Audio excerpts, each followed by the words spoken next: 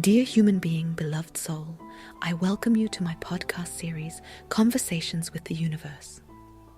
After a near-death experience, my perception of our human existence changed profoundly. I became more sensitive, with all our known senses. I feel more intensely, see people with different eyes, and often take a different perspective on life and our challenges. In my books, I share these altered perspectives and all the knowledge that has flowed through me since my near death and thus record it. For all those who are searching for something more, for the meaning of our existence here on Mother Earth. And it is now a great pleasure for me to share this knowledge with you in this way as a supplement to my books. This season I am dedicating myself to my very first work, the basics of being. I wish you many wonderful insights on your path. Thank you. Love. Let's start a short excursion into the energy worlds. But I would also like to point out that I have given the topic even more space in Volume 5 of the Initiation series, Initiation into the Cartography of the Subtle Worlds. You will find a sketch of the information here in Season 5. But as always, much more information can be found in the books themselves. From my previous perception, there are 8 main frequency ranges in the cosmos and on the level of our coarse matter. The energies of the source, the 7 energy worlds and the world of coarse matter make up the wholeness of the cosmos, and thus 9 different main frequency ranges in an infinity of frequencies. The 7 high vibrating worlds of experience enable the soul energy to experience the interconnectedness of all energies via fine forms without organic forms. The low vibrating area of the forms known to us and measurable with our measuring instruments, on the other hand, enables the experience of coarse materiality through the senses of an organism. But only the interaction of these 7+1 worlds allows the full development of soul energy into the state of the source. Then the 9th state is reached, the purity of the soul energy, which is then so powerful that it lives the connection to the high energy of the source and yet experiences it in an organism. This connection remains as long as the purity of the energy is maintained.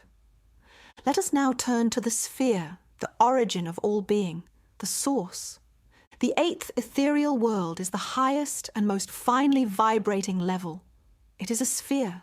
Spheres are infinite.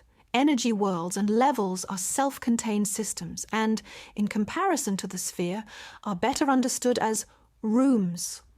Although I do not mean spatial as we know it. These interlocking spaces are, of course, also part of the sphere, just as the universe is incomprehensible to us, but is nevertheless the basis of all the planets, galaxies, and suns. So this sphere is the space around the spaces. It is the infinite behind the forms. The levels have structures. The sphere does not have that. It is. Each level is home to an infinite number of energy forms or soul parts. The sphere, however, is the home of all these worlds, just as space is the home of the planets, encompassing them all.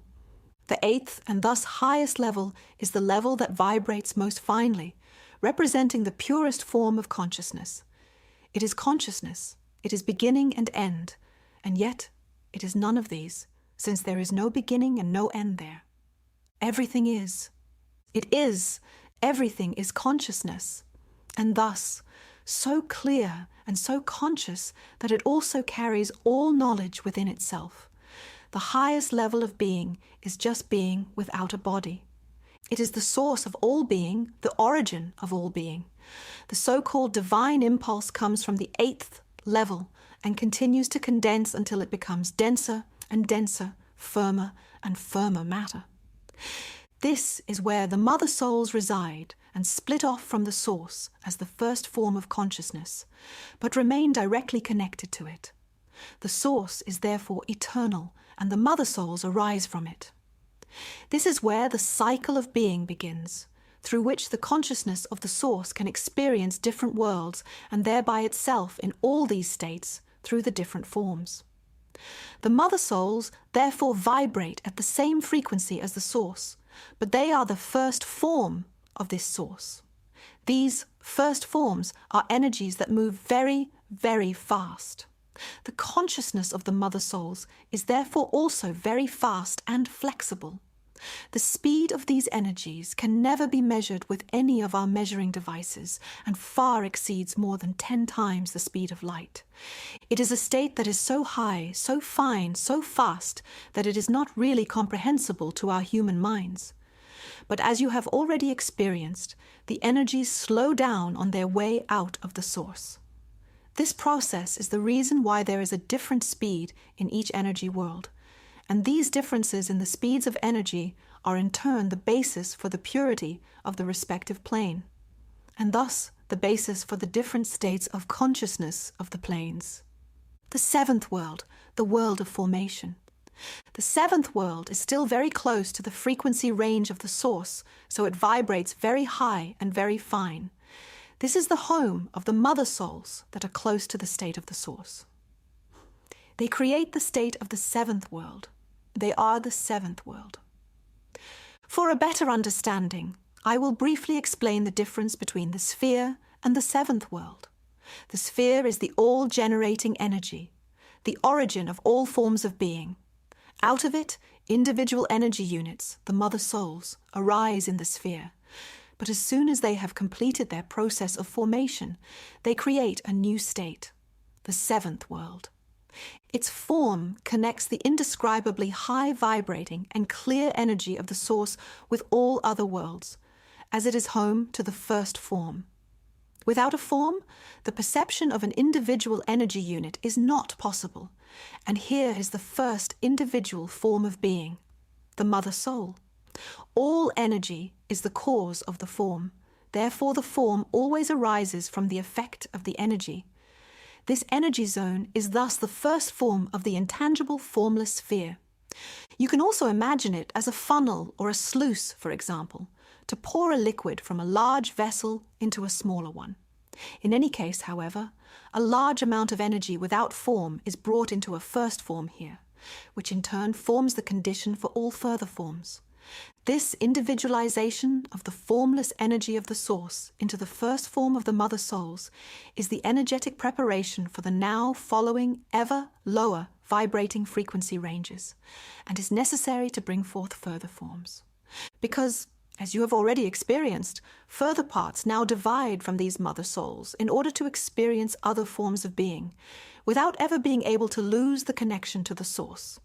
The mother soul always remains in this state, that is, in this area, and sends individual soul parts from this high vibrating state into the lower frequency ranges.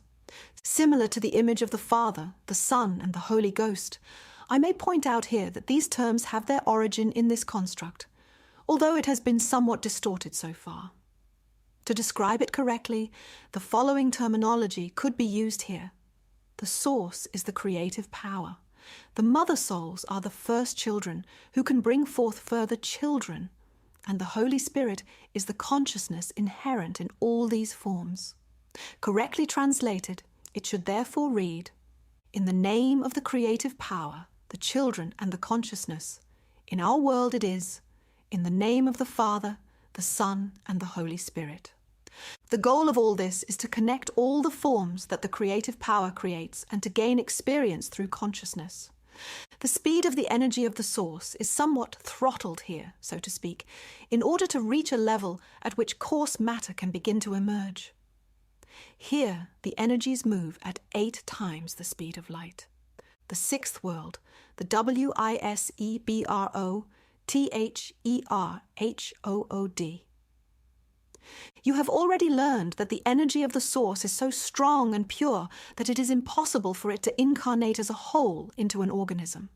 But from a very high, vibrating, strong energy to a form that is smaller but still large enough to incarnate, individual energy levels are required. These levels are the reason why the energy levels exist at all. Like energy that is not yet visible or tangible to us in a certain state, Each level forms other conditions for forms and thus for consciousness, and the perception associated with them in these forms through its lower frequency range. The speed of the energies here is approximately 7 times the speed of light, so consciousness is also very broad, very flexible and fast here. A lot of energy means a high level of consciousness, and this goes hand in hand with a lot of knowledge. Since this level, seen in this way, represents the level of the first forms that we can understand, it is also the level from which a lot of knowledge can be passed on. Only these forms, which are somewhat weaker again in comparison to the mother souls, are tangible for us, because they are the first form with which we can communicate. It is therefore the purest level from which the knowledge of the cosmos can be most clearly experienced. The level itself has no other hierarchies, no further subdivisions. Due to the still very high vibrating frequency range, consciousness here continues to be clear and pure. The speed of the energies enables the emergence of forms that we can perceive as beings for the first time. The beings that reside here are very aware of the source, the wholeness, and thus all connections in the cosmos. Therefore, they are very wise and close to the omniscience of the source, but still individual beings. These beings presented themselves to me as a wise brotherhood. Seen in this light, the wise brotherhood is a teaching body through which the knowledge of the cosmos from all times and all worlds can be communicated. It is an energy field with a very clear and pure consciousness. The wise brotherhood is a very strong and large energy unit.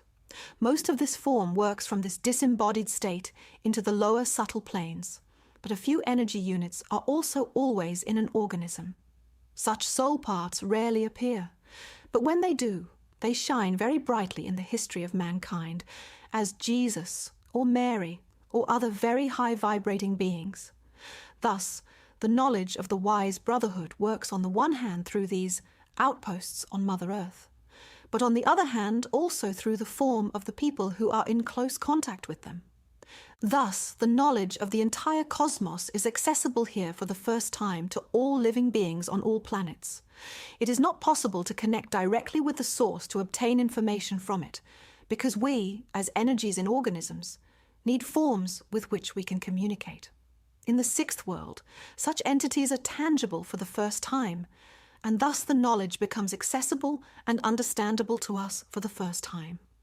Only very few people can receive the information of this level directly. The human filter is crucial here. The purer our vessel, the greater the chance of experiencing this pure energy from there. This energy field works through several areas. It is clear and strongest here, but it can move into the state of the fourth world. The fifth world, the world of stabilization. As you know, everything originates from the source and returns to it. The connection with the source is never lost. It permeates all being. However, it is weakened on this path. In the impure states of the low frequency ranges, the energies existing in these states often create negative energy fields through unconscious actions. Every action entails the reaction of a system that is always connected. Thus, the ignorance of the impure forms does not protect against the consequences of their unconscious actions. In order to maintain the soul's potential, a kind of cleaning system is needed, through which the most effective negative impulses are balanced out again through certain processes of purification, thereby strengthening the connection with the power of the source. On this level, energies are cleansed. The beings of this world can also be assigned to the master energies and act from here to balance the cosmos. Whenever negative impulses arise in the cosmos as a result of the free will of an energy, the energies of this fifth world have a balancing effect there to contain the echo of such negations, at least in the subtle worlds. In a way, this energy world is a stabilizer. The energy forms of this level are guardians, who, by stabilizing the qualities of the individual areas, help to ensure that no imbalance arises in the cosmos.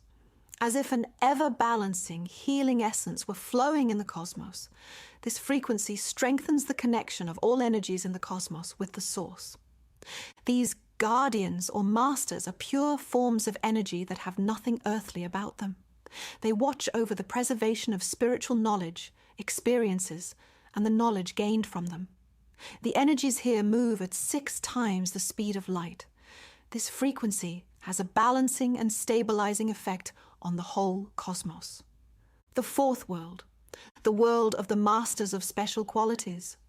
The fourth frequency range now makes it possible to produce such forms in which the consciousness vibrates very highly, is pure and clear, but still closer to earthly understanding.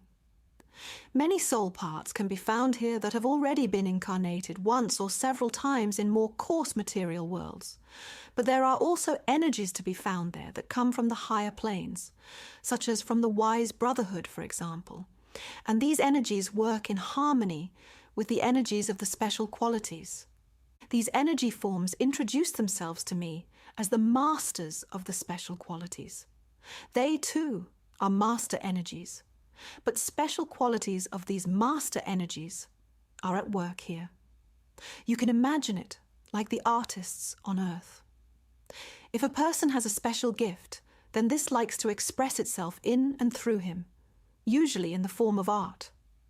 Be it beautiful paintings or a sequence of harmonious sounds, such qualities of an energy also exist in the subtle realm.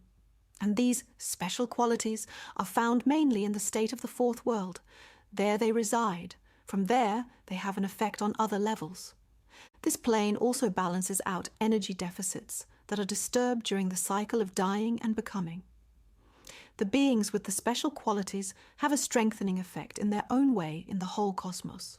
Closely connected with the White Brotherhood, these energies form the lowest sphere of the Brotherhood's activity, which works through the fourth and fifth worlds, and whose resonances all have a balancing and accelerating effect in the cosmos. This frequency range vibrates at 5 times the speed of light. There are people who are directly connected to this level, but there are very few.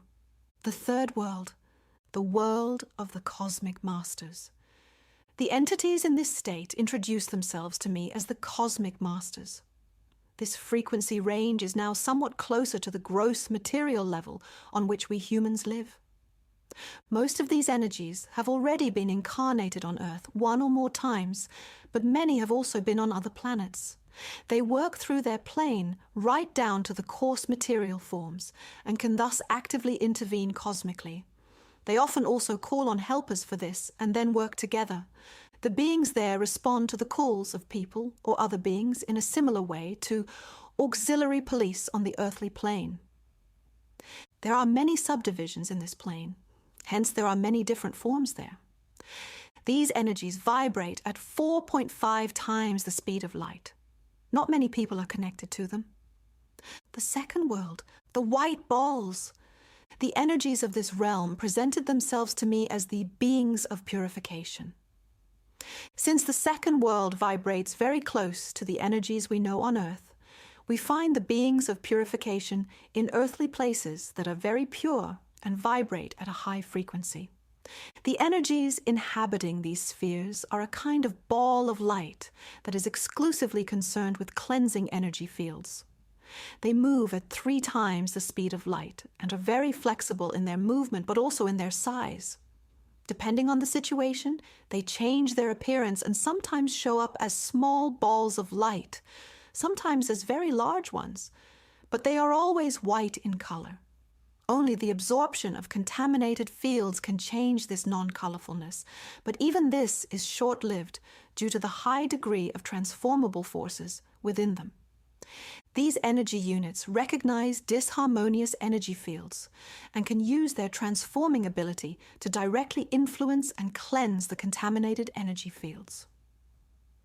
The consciousness of the energies and soul parts present is similar to that of the serving people from the chapter The Journey of the Soul. They want to help, they want to work, they want to serve and contribute their experiences. But they do this quite differently than we humans can, in a more diverse and subtle way. The images of angels we know are the personified form of these balls of light, because angels have always been depicted as white and with wings.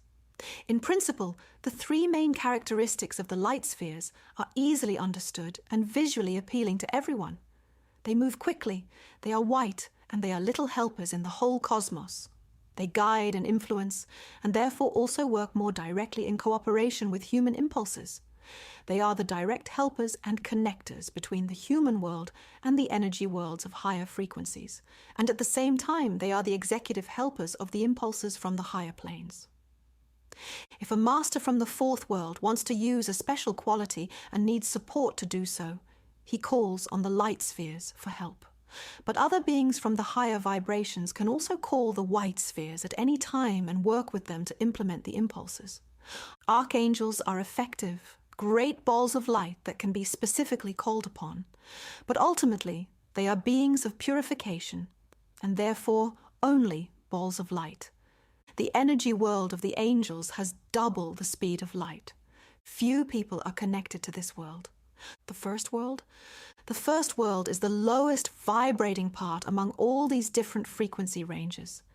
The energies and thus their consciousness move here no faster than the speed of light. Since, unfortunately, a great many people live their lives unconsciously and have never learned how to make the muscle of consciousness flexible, most soul parts find themselves on this level after the death of the organism. If a person has always oriented themselves only to physical perception throughout their life, they will continue to experience themselves in this plane with this rigid and slow consciousness. The first world is a world where the subtle and dense matter meet, because it only houses forms of energy without the coarse bodies of organisms. But at the same time, it exists here on Earth. So it is closest to our form, the matter here on Earth. It is a parallel world to Earth.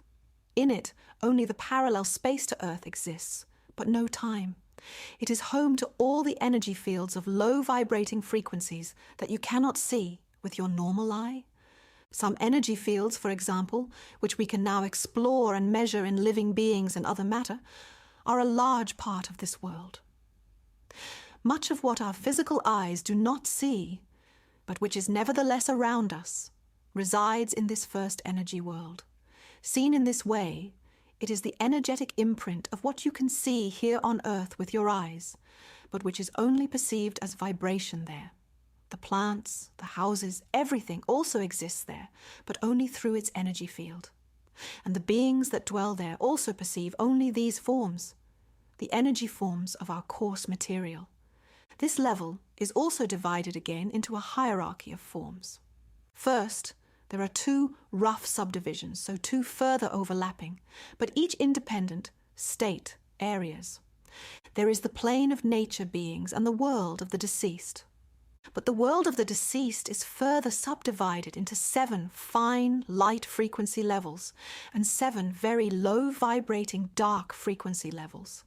Many ancient cultures had referred to this 7-part division as the 7 heavens and the 7 hells. But I would not like to anchor the word hell too much here, because it is an image with which the representatives of our society's beliefs exclusively pursue the fear of humanity and not their liberation. I therefore call it the 7 heavens and the 7 underworlds.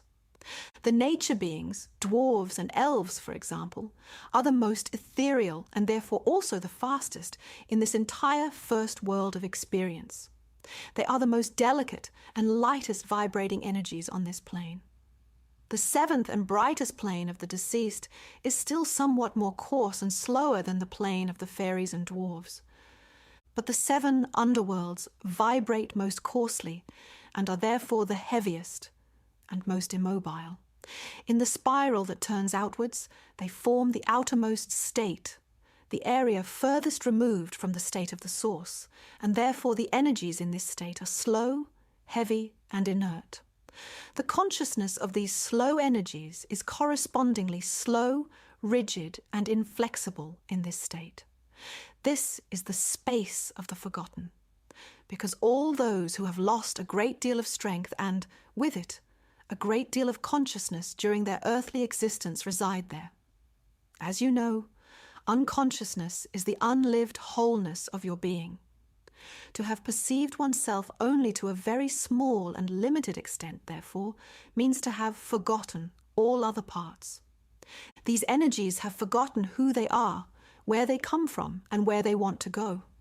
They are only very weakly connected to their mother soul, and thus only weakly connected to the power of the source. The energy of the source, which we can always perceive as light through consciousness, is almost no longer perceptible here. Consequently, this part appears dark. This is why the familiar images that describe the alleged hell that awaits you after you die if you have not been loving and connected. You remember, service is very inspiring for consciousness. It raises its frequency and accelerates energy. Service is an act of love, and to love is to give. Not arriving in the 7 underworlds is therefore exclusively a question of flexibility and the purity of your consciousness and the connection of all being that you consciously experience from it. Your perception creates your reality. Since most people are connected to this level through their consciousness, I would like to devote a little more attention to this area in order to give you some, perhaps crucial, impulses for your journey. The majority of soul parts that visit Earth want to shape consciousness as a human being through the quality of heart energy, which is very strong on Mother Earth. Some have re-found the connection through the heart. Others have completely forgotten it. And still others transform all their strength and can thus develop it in a relatively short time. This diversity of goals and paths creates an infinite number of possibilities for states of consciousness in transition. And many states of consciousness mean many states of perception. Thus, the first energy world is the level of the subtle worlds most diversely perceived by its inhabitants because it is the place where most soul parts reside. Just as the colors of the rainbow represent a spectrum of light from sunlight, so too can a variety of states of consciousness of the soul parts be experienced at this level. The state of consciousness at the moment of transition is crucial. A person who has done a lot of cruelty to other living beings in his life will enter this first energy world with a completely different state of energy and purity, i.e., state of consciousness, than a person who has done good to others from the heart. The less the soul part perceives the connection in its consciousness, the darker, greyer, more immobile and colder this soul part will feel and perceive in the first level. You have probably heard that all these beings and also the deceased are around us. That is true. But they do not experience the world as you see it through the senses of your body, but exclusively through their consciousness. They perceive a different world with different sensory tools, namely those of the first energy world. They live according to the laws that prevail there and not according to ours. Ask yourself, to what extent have you identified yourself exclusively with your body? Have you experienced the subtle worlds as limits or only the physical limits? How far does your consciousness reach?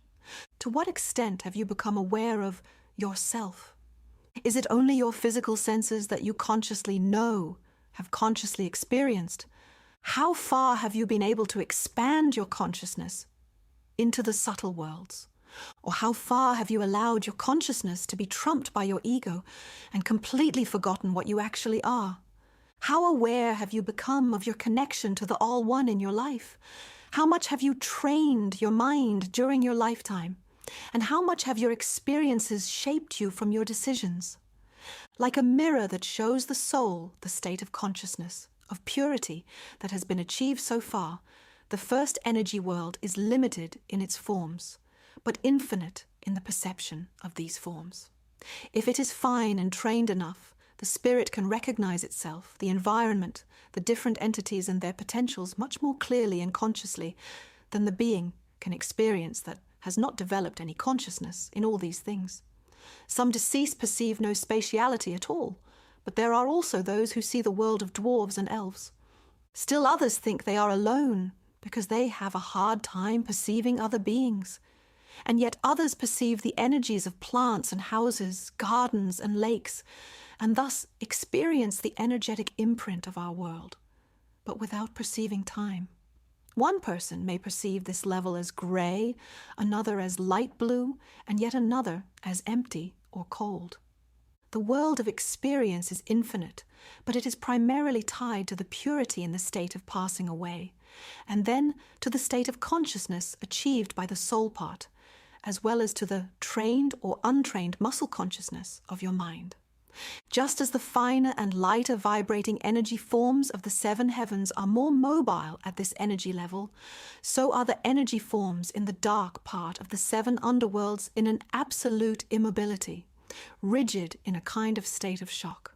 They are in the most rigid state in the seventh underworld and are more and more mobile upwards into the first underworld. To better understand this, I would like to describe an example. You know that there is no perception of our time there. Imagine that a person has had a very specific, very bad experience that puts them in a state of shock for a brief moment. During our lifetime, life and conversations with other people create many opportunities for us not to have to experience such a state permanently at this level, and for example, to be able to transform it through communication. But in the first energy world, such rigidity of the spirit can last an eternity, until the energy feels an impulse strong enough to finally move its spirit, its consciousness itself. If a soul part is in such a mental rigidity of sleep, it requires a strong self-impulse or helping entities that it has asked for help. In fact, however, all this is similar to a vicious circle, because this state of frozen mind is spatially part of the first energy world, but not perceptible to the other, more mobile and lighter energies. As a reminder, each soul part that resides there has its own corresponding perception. Thus, many energies of these seven underworlds often do not perceive each other, although they actually vibrate side by side in a similar way. Perception is so clouded, the energy is so polluted, that it does not even allow the perception of the proximity of like-minded people. The experience of lack is the order of the day there, and also shows infinite forms of expression there. Not only do people like to be dissatisfied and not see the beauty of being, although they often have so much more than others. No, lack can also be experienced in the subtle worlds. But this is always only the product of one's own perception, and never an external circumstance. The cosmos is abundance because it permanently acts in the power of giving. Not to perceive this is the same as having healthy eyes and not opening them. The world appears dark, formless, cold, and dangerous, but it is possible to come to the aid of these lost energies through our mobile consciousness. However, this must be preceded by an impulse that asks for help. But if an energy is in this mental rigidity, then it also does not have the strength for this impulse. And this is where the school of being comes in, which is based exclusively on impulses. The main courses of study for souls are to perceive, create, or transform impulses. However, a few very psychic people receive even the faintest impulses and can thus intervene where they are called. However, many energies do not even know that they can call for help. It can therefore take a very, very long time for them to realize this and for such an impulse to actually be formed. Therefore, please take on board in the course of these lines that you not only have the ability to ask other energies for help, but also that you have everything within you to move yourself out of such a dark perception. Consciousness is tied to power. Therefore, it is helpful to practice thought hygiene and awareness training in your life to keep your mind flexible, open, and curious. If you live this flexibility, the muscle of your consciousness is trained and at the same time prevents you from falling into such a state. But I ask you to look at this without judgment, like the fruits of a garden in which there are shade plants as well as sunflowers. All of this is part of creation. All of this is part of the journey that souls begin to gain experience. And if a soul wants to experience this mental rigidity, then it is entirely up to them, and only them, to decide when, whether, and how they want to change this again. Only we humans like to think in terms of absolute separation, and therefore assume that such a state is negative. If you recognize the meaningfulness behind it, and above all the diversity of creation in it, then such a state is beyond judgment. It is as it is, and it is part of the cosmos. And now, closer to our world, the world of coarse matter.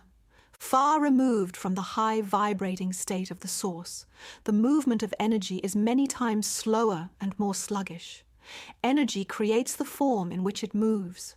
So here it is, the forms we know. The universe, its galaxies, the planets, the people, and everything you know so far has its forms here because of this slow movement of energies. As soon as the soul part enters the organism and the formation of an ego consciousness begins, its perception changes.